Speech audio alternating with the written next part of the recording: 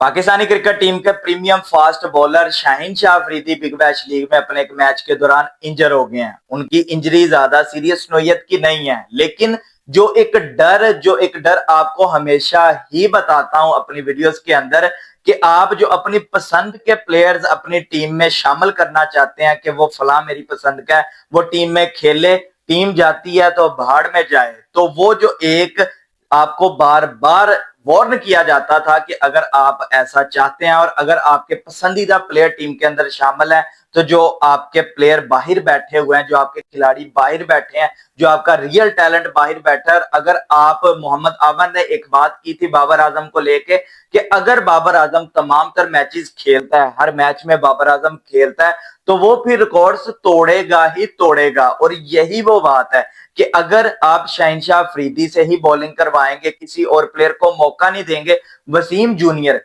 कितने मौके दिए गए हैं वसीम जूनियर को, आपने कितने ही चांस दिए हैं वसीम जूनियर को आपने टीम के अंदर, हमेशा उस लड़के को आप बेंच के ऊपर बिठा देते हैं। अभी सलमान मिर्जा है, कितने आपने चांसेस दिए हैं सलमान मिर्जा को, कितने मैचेस खिलवाए हैं, हर मैच के अंदर शाहीन शाहीन राउफ, शाहीन शाहीन और राउफ, ये दो आपके जो मेन बॉलर हैं, ये हमेशा ही हर मैच के अंदर होते हैं। और आपके पास कोई ऐसा पीसीबी के पास बैकअप नहीं है। अगर शाहीन अफरीदी की इंजरी ज्यादा सीरियस नहीं है, अगर उनके लिए स्पेशल एक डॉक्टर अपॉइंट भी किया गया है, तो अगर वो उनको रिकवर भी कर देता है, वो अपनी इंजरी से रिकवरी भी ले लेते हैं, तो क्या फिर इस चीज के चांस हैं कि वो T20 वर्ल्ड कप 2026 में अच्छी परफॉर्मेंस दिखा पाएंगे, जिस चीज की उनसे तवक्को की जा रही है? क्या लगता है कि वो इस उम्मीद के ऊपर पूरा उतर पाएंगे? और अगर वो इंजरी उनकी रिकवर होती है और उनको दोबारा प्रैक्टिस के लिए भेज दिया जाता है और फिर T20 वर्ल्ड कप के दौरान वो फिर अगेन इंजर हो जाते हैं, तो फिर आपके पास बैकअप कौन सा है?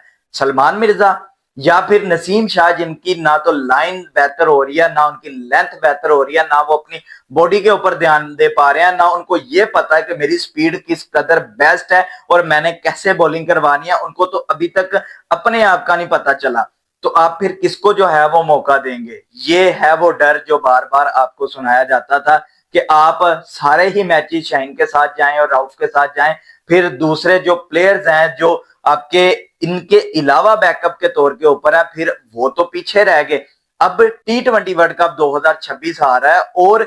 आपके पास शाहीन का कोई बैकअप नहीं है, मजबूरन आपको इसी को टेप लगा के जो है वो भेजना पड़ेगा मैच खेलने के लिए। और 2021 से लेके 2026 आ गया, शाहीन शाह अफरीदी बड़े इवेंट से पहले या बड़े इवेंट के दरमियान में या बड़े इवेंट के जब हम सेमीफाइनल या फाइनल में पहुंचे हुए होते हैं, हमेशा से ही शाहीन शाह अफरीदी चौक कर जाते हैं। उधर पूरी की पूरी साउथ अफ्रीका की टीम चौक करती है, तो इधर अकेले हमारे प्रीमियम फास्ट बॉलर, हमारे ऑलराउंडर शाहीन शाह अफरीदी चौक कर जाते हैं। कभी तो वो कैच छोड़ देते हैं इंपॉर्टेंट लास्ट जो हमें चाहिए होता है रऊफ की बॉल के ऊपर, और कभी जो है शाहीन शाह अफरीदी खुद इंजर हो जाते हैं और वो बाहर हो जाते हैं। टीम टीम के पास फिर कुछ भी नहीं बचता, और ना तो हम फिर ओडीआई वर्ल्ड कप में 300 वो बचा पाते हैं, और अगर हम बैटिंग पहले करवा दें दूसरी टीम को, तो हम 400 प्लस रन जो है वो पड़वा देते हैं इसी बॉलिंग के साथ। और एशिया